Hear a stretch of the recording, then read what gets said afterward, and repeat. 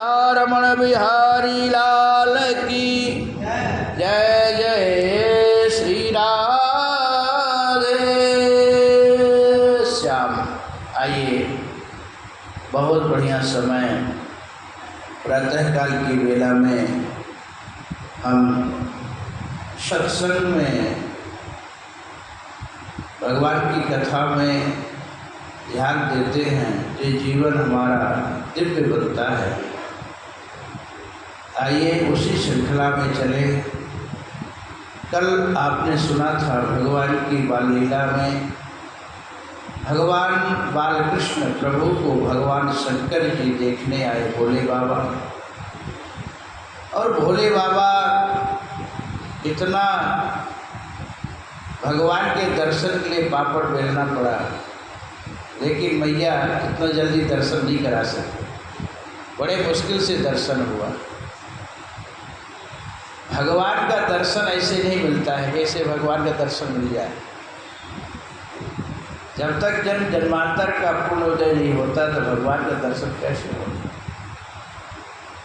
और यदि भगवान का दर्शन हो ही गया तो मान के चलिए कि अब हमारा जीवन साकार हो गया। सबरी के प्रसंग में भगवान कहते हैं, मम दर्शन फल परम अनुपा, जीव पाव निज सहज स्वरूपा। भगवान कहते हैं कि मेरे दर्शन का ये फल है कि जीव निज हमारे स्वरूप में स्थित हो जाता है। मम दर्शन फल परम अनुपा, जीव पाव निज सहज स्वरूप। जो सहज स्वरूप है भगवान का, कैसे स्वरूप है? सहज स्वरूप। और भगवान शिव भी अपना सहज स्वरूप को संभाले। शंकर सहज स्वरूप संभाला, लागी समाधि अखंड अपारा। भगवान शिव भी अपना सहज स्वरूप को संभाले,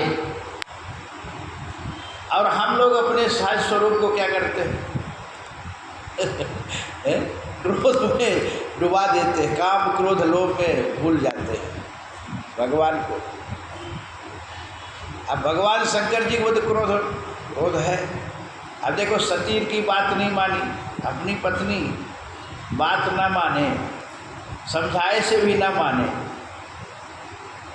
और परीक्षा लेने चली जाए, तो भगवान शिव के स्थान पे यदि आप कोई हो तो क्या अपने स्वरूप को संभाल लोगे?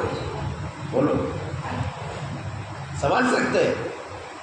लेकिन यही भगवान शिव है। भगवान है,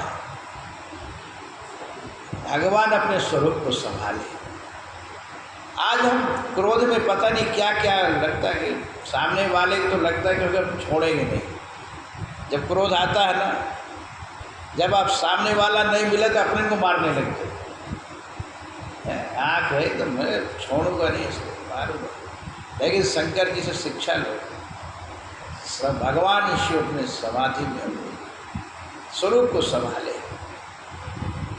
इस सहज स्वरूप हम लोगों का, भगवान जो स्वरूप है वो हम लोगों का भी है, लेकिन हम लोग अपने स्वरूप को भूल जाते हैं।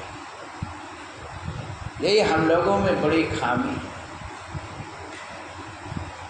तो भगवान के दर्शन का ये प्रभाव है, अपने जीवत्व को भूल जाना। जो वो है वही है, उसमें फिर हमारे में कोई भेद नहीं। तो ये भगवान के दर्शन का प्रभाव है। तो